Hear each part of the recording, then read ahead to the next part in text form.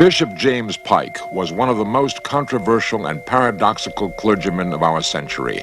He was a lawyer turned priest, a Roman Catholic turned Episcopalian. He drew thousands into the church, yet was almost thrown out as a heretic. Some called him genius. When he went to mediums and seances, however, they called him mad. At last, he faced his destiny alone in the wilderness. His personal quest was for the answer to man's oldest mystery.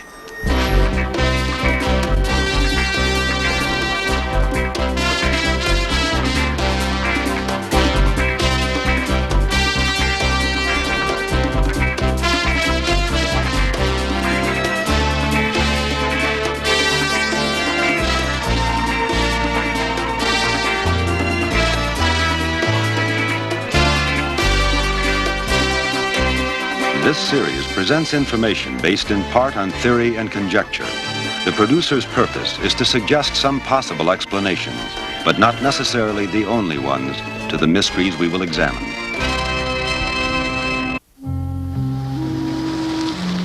In September of 1969, after James Pike resigned as Bishop of the Episcopal Church, he drove into the desolation of the Israeli desert with his new wife, Diane.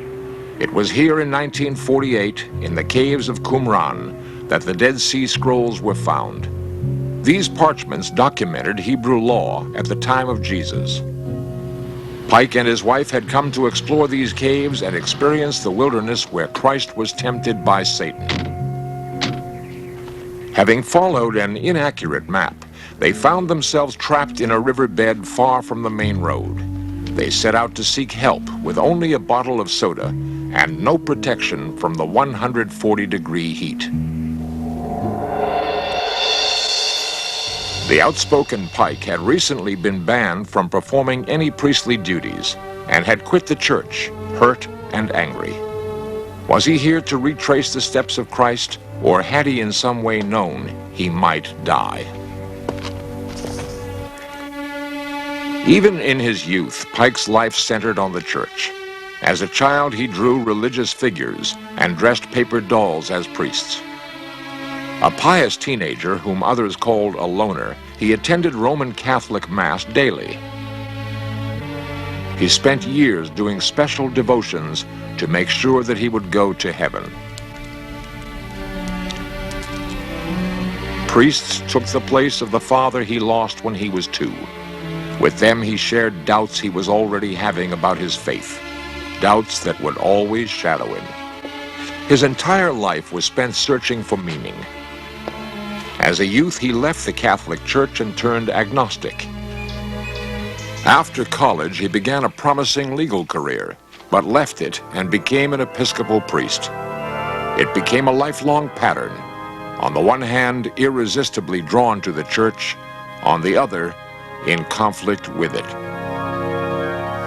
Only 5 years out of divinity school, he was installed as dean of one of the largest cathedrals in the world, St. John the Divine in New York City.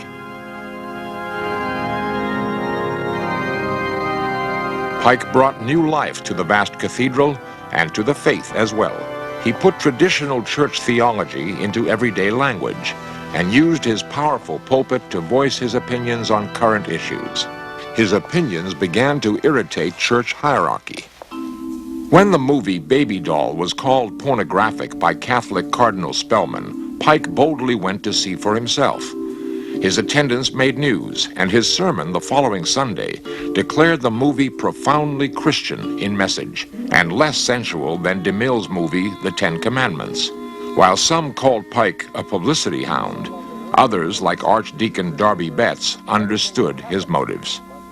Bishop Pike had a great nose for news, and I'm convinced that his chief seeking of fame, notoriety, public attention, anything else you want to describe, was of course partly due to ego, but primarily due to his determination to be a preacher, to be an evangelist. ABC television recognized his growing popularity and gave him his own weekly show. Now married for the second time, his wife and 4 children were often on the program. While he loved his family greatly, he had little time for them.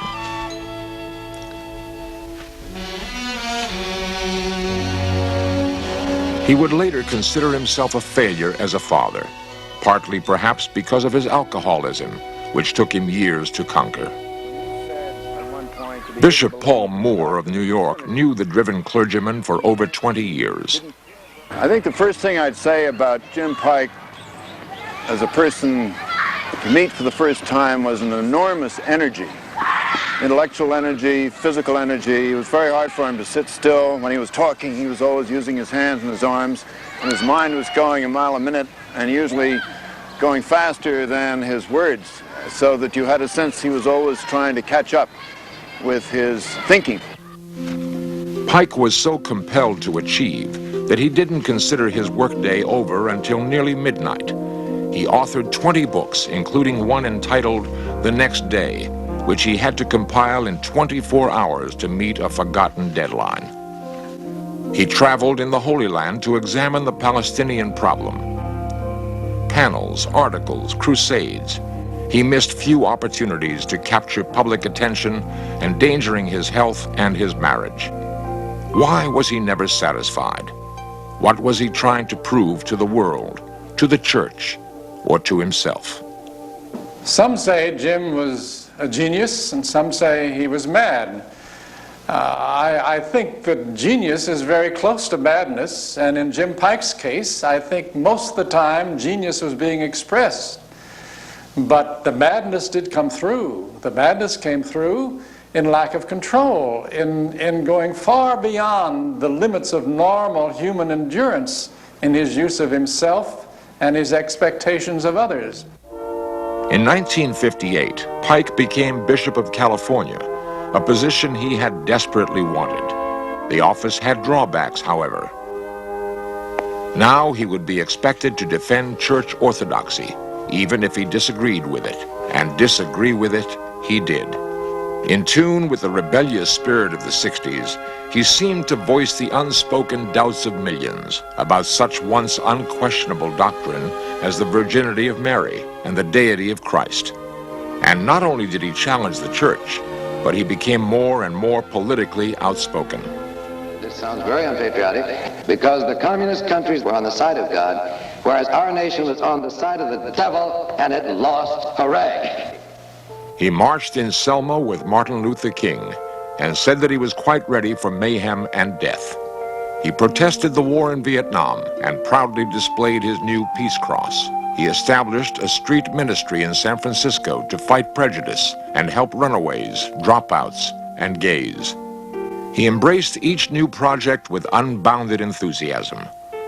When Pike added new stained glass windows to Grace Cathedral, he chose to honor not biblical figures, but scientist Albert Einstein and astronaut John Glenn, personal heroes whom he called secular saints. In many ways, Pike was as wide-eyed and unrestrained as the flower children who populated Haight-Ashbury. The remembrance of him that means most to me was his almost being a little boy as well as a great man. He was not only naive, he was not only humble, but he was starry-eyed about so many things. He was so vulnerable. Though popular with the public, the ecclesiastical tide began to turn against Pike, and some in the House of Bishops, whispering heresy, sought ways to silence him. Bishop Moore, however, tried to help. And we'd get him aside and say, Jim, now you please don't put it this way, because it's unnecessary. You're going to alienate everybody and make it tough to get this issue through. And then, you know, he'd go off and talk to reporters, and the headlines the next morning would be disastrous. And we'd grab him and pull him into the room, the smoke-filled room, sit him down, give him a drink, and say, now, wait a minute. You really loused everything up. Will you please behave yourself for the rest of the session? And of course he never would, which was part of his genius, but it sometimes drove some of us crazy. Serious problems now surrounded him, at home as well as in the church. His 20-year-old son Jimmy was taking LSD and seeing a psychoanalyst. Together, Pike and his son left for a sabbatical in England, where they caught up on years of their relationship. They talked about life and death.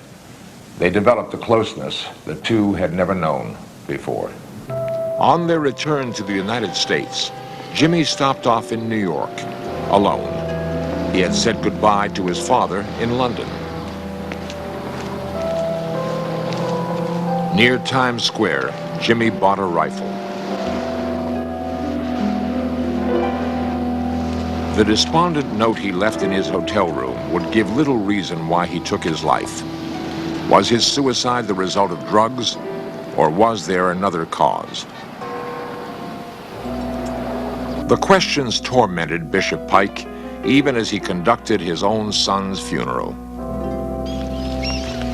As he followed Jimmy's wishes and scattered his ashes beyond the Golden Gate, Pike despaired that after finally learning to communicate with his son, the door was irreversibly closed.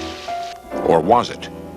In the years to come, he would defy the boundary of death itself, seeking contact with his son from beyond the grave.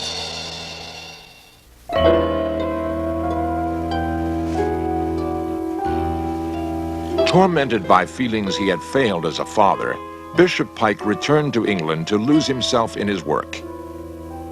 In the apartment he had shared with his son, odd events began occurring. Books were found on the floor at a peculiar angle to each other, as though arranged.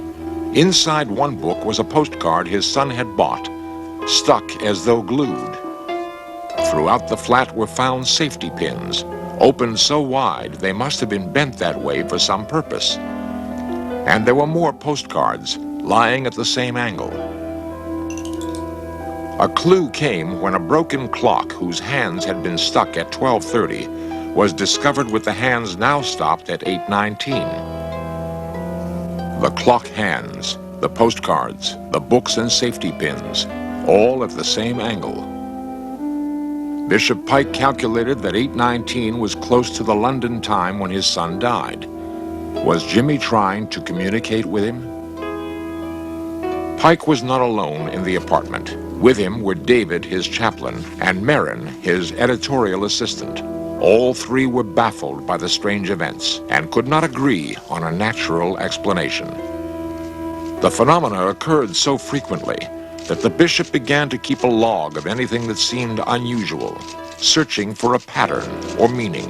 One day his closet was found with one part much neater than usual, and the other a total mess. The thermostat was found set uncomfortably high, the way Jimmy liked it. And the most startling incident, Pike and Merrin watched as a hand mirror moved by itself. How many of the phenomena were as strange as he reported, and how many were the imagination of a grief-stricken father yearning for contact with his son? Bishop Pike wrote that often, in the midst of conversation, he would suddenly become aware of the time, always at 8:19. Some said his obsession bordered on madness. If Jimmy was trying to make contact, what was he trying to say? Perhaps a spiritual medium could provide the answer. Pike sought one to obtain, as he termed it, professional help. "He's here," she said.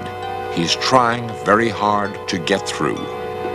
E22 was a well-known English medium and a member of his church. As she focused her attention on something of Jimmy's, Pike sensed a change. Pike felt that Jimmy was speaking through the medium. His son described how he had moved objects in their apartment, regretted his suicide, and was glad, as he put it, about the Golden Gate. Pike held 2 sittings with Twig and was impressed. But could she have been told these facts and faked the communication? Did Merrin, who some suspected was unbalanced, create the phenomena and feed the information to Twig, hoping to give Pike reassurance that his son's spirit lived? Pike doubted it, but would seek other mediums in America. Upon his return to San Francisco, Pike realized, as he put it, that he was not twins and could no longer bear his personal strains and hold the office of bishop. Thousands attended his farewell sermon. If it does not seem that there ever is going to be a second coming, if there was not a virgin birth, if there is not a committee God, the Trinity, if there was no ascension into heaven, if there was no descent into hell, then what can a man believe? Pike would search for the rest of his life to answer that question. He continued active as bishop without an official position. While teaching a course in religion, he met a young woman who became his companion, administrative assistant, and a stabilizing influence. Diane Kennedy. Invited to join the Center for the Study of Democratic Institutions in Santa Barbara as theologian in residence, he researched two of his favorite topics, the Dead Sea Scrolls and the life of the man Jesus. But his agitated life was far from settled. At the 1966 House of Bishops meeting, Pike would be called heretic, then censured. Well, in simplest terms, what rankled the House of Bishops is that he was basically a pest. He was a pest in that he constantly brought up subjects brilliantly that people would wish that he'd leave alone. His keen legal mind challenged the censure and demanded to face his accusers in a heresy trial. However, the law was changed, and Pike was never tried. His professional career was saved just as his personal life fragmented further. In his Santa Barbara apartment, his assistant, Marin, committed suicide, apparently unhappy that Pike lacked romantic interest in her. The scandal was quickly buried. Shortly thereafter, his 25-year marriage to Esther ended in divorce, leaving him free to openly pursue his relationship with Diane. In September 1967, Pike made perhaps his most controversial news of all, attending a seance televised from Canada with the celebrated medium Arthur Ford. While Ford's voice was reassuring, there was little that proved they were really speaking with Jim.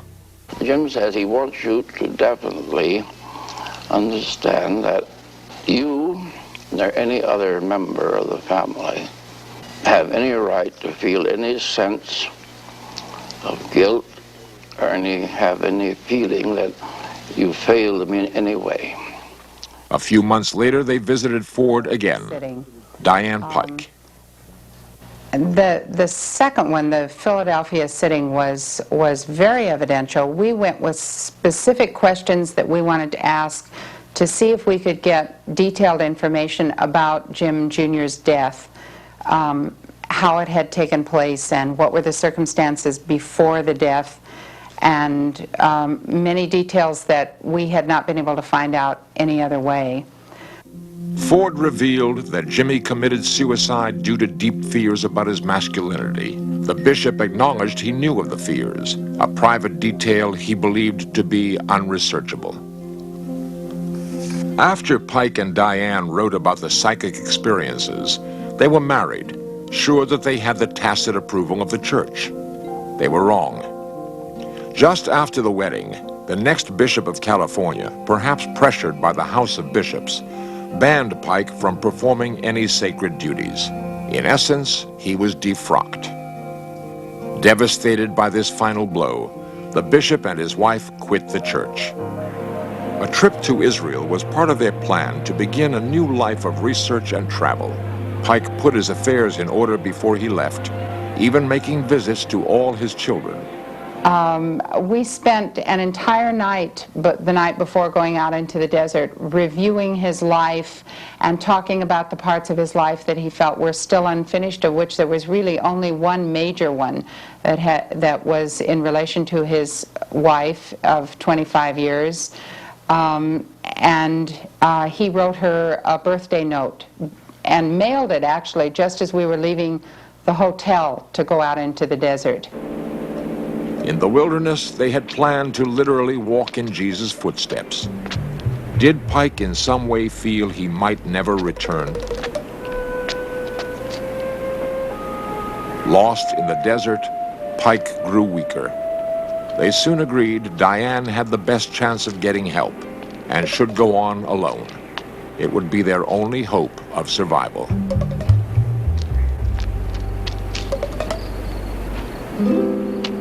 For 10 hours, she struggled through deep ravines and up high cliffs, knowing that soon they would face the merciless sun, that neither could survive. The region was uninhabited, except for a small camp of Arab road workers. Near dawn, they heard what they thought was an animal, but soon recognized a woman's voice crying, "Shalom." Diane was safe, but what about Jim?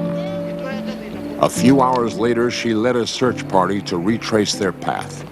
He was not where she had left him. Had he found his way out? Pike had discovered a small spring and pushed on, perhaps fearing Diane needed help. To show he'd been there, he left clothing behind.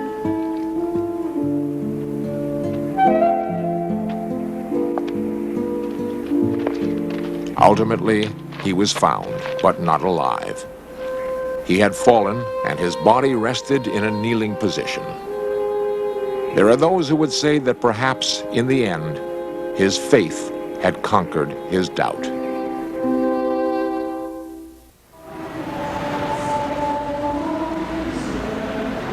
I suppose the historical role you would label someone like Jim as a prophet. What he was saying was said with such clarity and strength and sometimes abrasiveness that the church felt threatened. I think they couldn't accept him because they knew he was right so often.